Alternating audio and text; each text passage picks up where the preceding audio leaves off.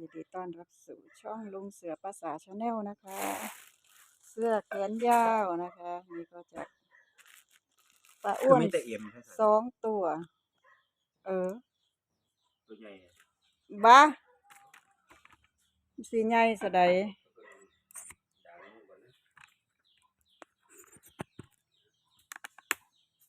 พี่คิมมี่1 ตัวนะคะ แล้วก็คุณอีกอย่างน้อซื้อภาษาอังกฤษบาทนี่เอาสีม่วงมาเพื่อพอใส่ไม่แต่เอ็มไปเลย เอาคือเอาใส่ไปเลยใส่เอ็มกับสีจะได้ไม่ตกมา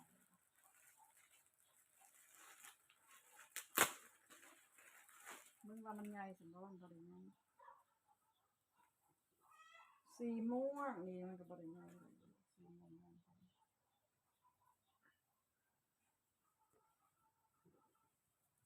ตัวหน่อยแค่ปะใส่เบิ่งดูนั่นละมันน้อยกว่าเสือแขนสันจังว่าได้เอาใส่เอ็มนะครับบ่ ครับ โอ้สิครับสะได้เด้บิกเอ้ยนั่นพอดีละเจ้าของใส่2 ตัวเนาะโอ้เขียวคือ มันจะขับสวมคอ บ่เอากระเสือไม้ก็ธรรมดาละมันใส่เอ็มพอดีนบ่ใส่เบิ่งใส่แอลดูเอลวิใส่เอลบ่มี สีม่วง เอลวิใส่เอ็มบ่แมนบ่ สีม่วงโอ้บ่แม่นนี่สีฟ้า โอเคใส่อะไร ตัวนี้เราใส่แอล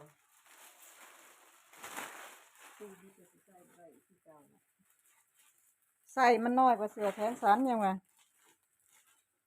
ถ้าแม่นเอาใส่แอลสิพอดี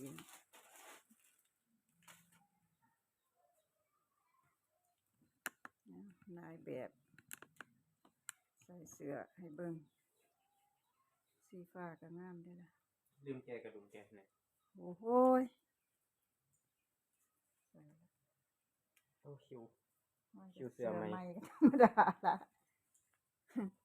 เสือไม้มันก็คิ้วตัวใส่แอลพอดี เอาตัวนี้ละ เอาตัวนี้ละบาทนี่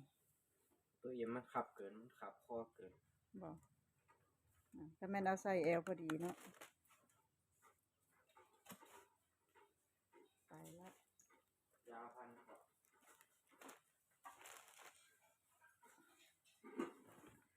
เฮ้ยฮ้อน เสือแล้วเงินเดียว 1 ข้าวนะคะ FC คำมาคือคึมเป็นตะฝนตกแท้เมื่อเช้าก็ภาษาไปจำปาดงนะคะก็รินนิดนึงนะคะ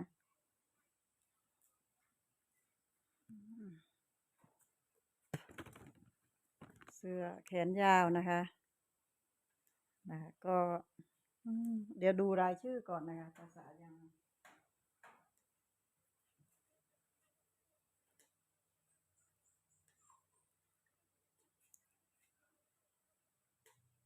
ปฏิทหารภาษาทักมาได้หลายเป็นไง ฮะ ปฏิทหาร เป็นหยัง ภาษาทักมาได้หลาย ผู้สาวอยู่ใส่ นะผู้สาวอยู่สายคือสิตาบอดแท้เขามาทหารเนาะเขาทักมาวันไหน เขาทักมาคุยน้ำหันละ บ่อยากได้ผู้บ่าวทหารเขามาคุยบอทหาร มาสร้างว่าแท้มันใส่ชุดเท่บ่มันก็เท่แต่ชุดละมั้งคนบ่เท่ก็คือเก่าล่ะติดทหารผู้สาวทักมาหาหลายขนาดว่าซ่านผู้สาวอยู่ใส่มาสร้างว่าแถวบ้านนี่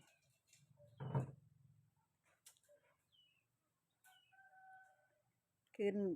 บ่ได้มีผู้สาวมาคุยโดนแล้วแน่มาค้างกับเบิดเนาะเบิดแล้วลืมคอยาฉีมาขวานหน้าตะกางอันคุ คุ ย ยใจเอ็มเพิ่นไปเยี่ยมน้องพี่บ่ ไปเมื่อวานนี่เด้เป็นหยัง ได้เห็นเราบ่ ได้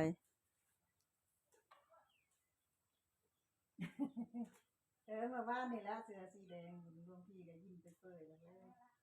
ไปหาอยู่เพิ่นโพดว่าจังได๋ เด็กก็มารอบนี้เป็นพระแล้วเพิ่นว่าฝากเนื้อฝากตัวในเด้อ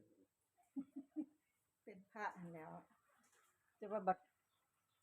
มืดก็ไปเมื่อวานเมื่อก่อนนี่ก็ไป หากินข้าววัดว่าซั่นแม่เอ้ยบักสิ แต่ก่อ เว้าน สิไปทหารเดี๋ยวสิไปหาลาวอยู่ บ่ไปจักเทื่อมึงหันเว้าอยู่นี่จักเทื่อแล้ว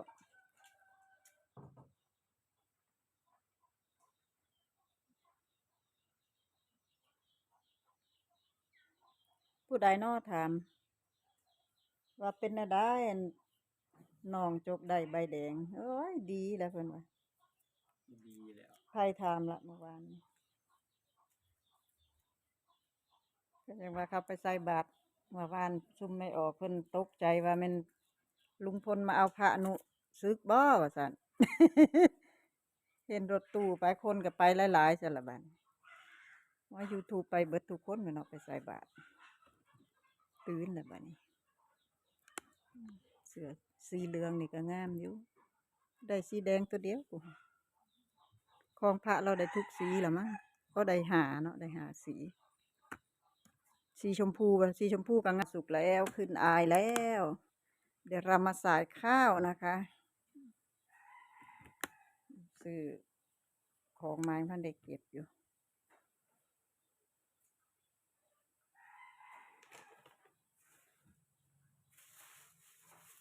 มะม่วงเราบ่ได้มะม่วง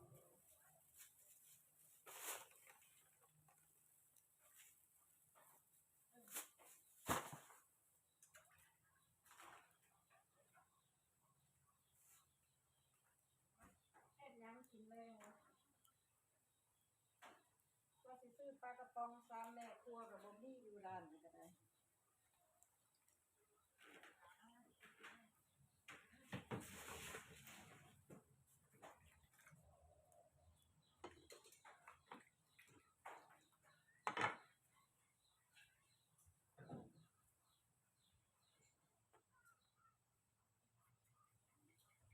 ออกมองได้อีกหน่อย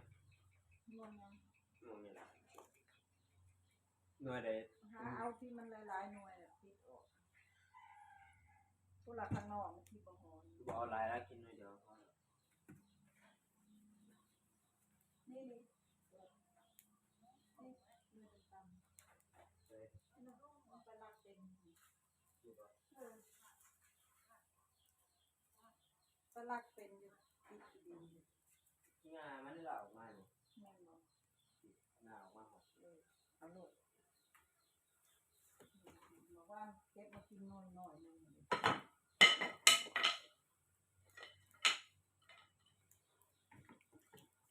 ตัวนี้กับปิดมาว่านได้เหี่ยวเลย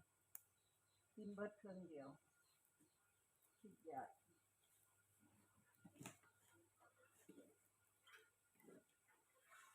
ถอนเอามันคือบ่ไปจับเห็ดน้อยนะพอ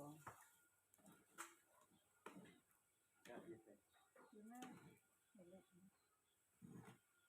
หลอกเนี่ยตาบ่เห็นหัวไป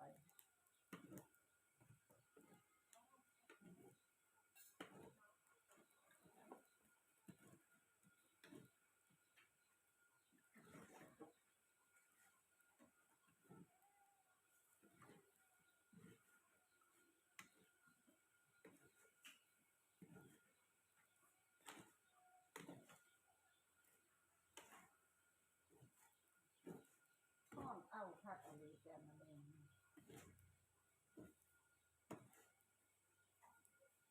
อยู่แถวใดพูดน้ำท่วม หืม มึงหมุนมาว่าน้ำท่วมอยู่ไสบ่นี่ มันขาดไตเลย มันคือหยัง เพิ่นยินไว้น่ะ